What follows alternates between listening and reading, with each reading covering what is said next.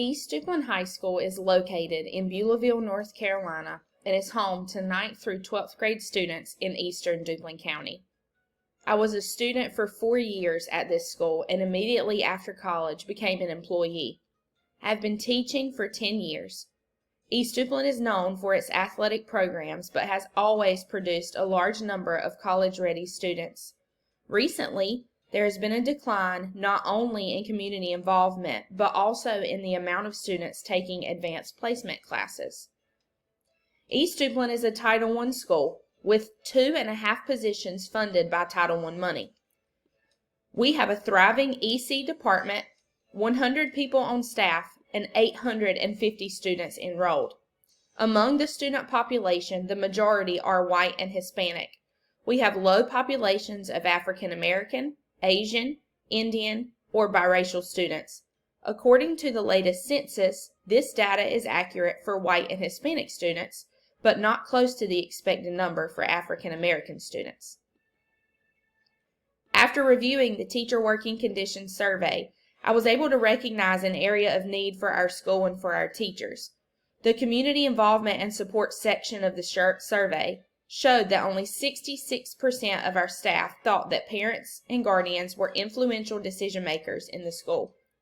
74% thought that parents and guardians contributed to student success, and 87% of teachers agreed that parents and guardians know what is going on at the school.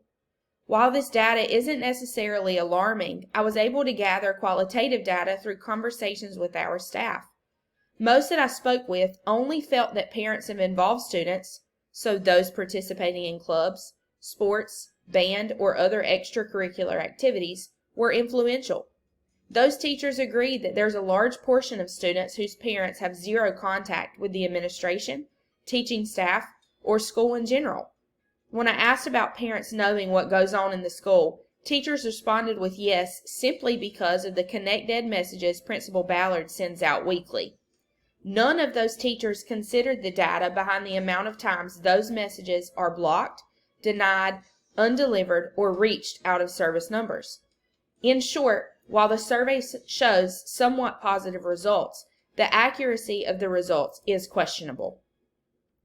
I began to look at data surrounding different subgroups of students at East Duplin to try to prove what I already knew to be true. Our students have room to grow in so many areas and would benefit greatly from having more community involvement and parental support at the school.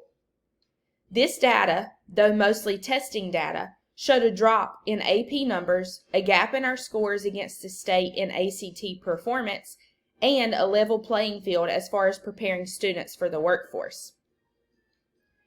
The School Improvement Team and Teacher Working Condition data trends, the quantitative data analysis, the meetings with Principal Ballard, and conversations with stakeholders shaped my belief in one thing: we need community support.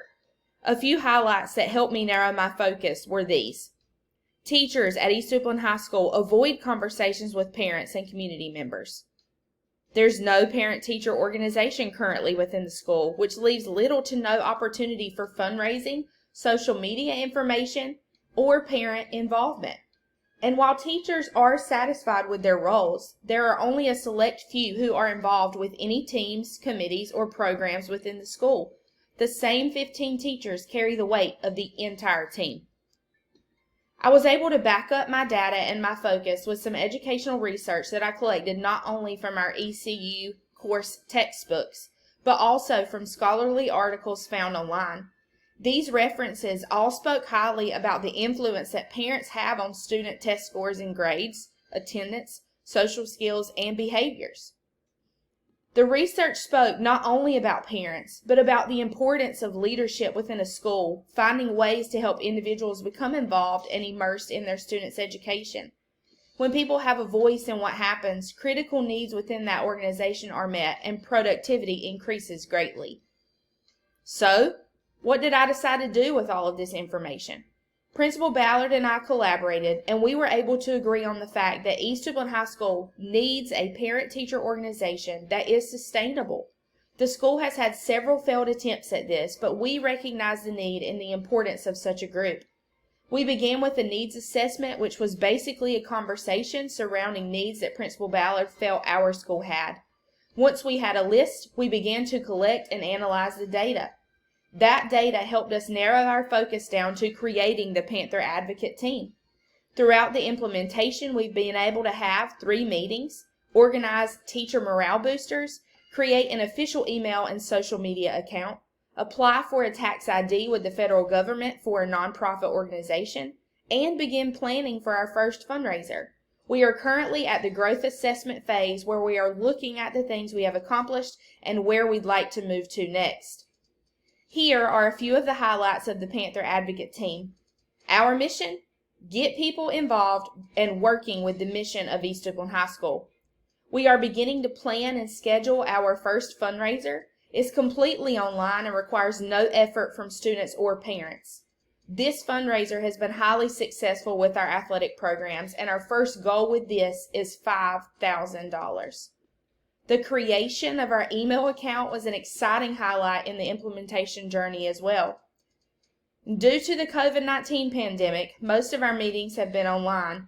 Of course, no meeting is complete without a little technical difficulty.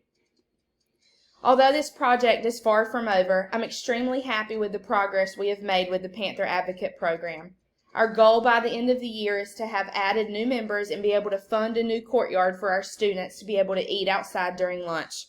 Principal Ballard and I both desire sustainability with this program, and if we continue at the rate we are going now, I only see productivity, growth, and success from here on out.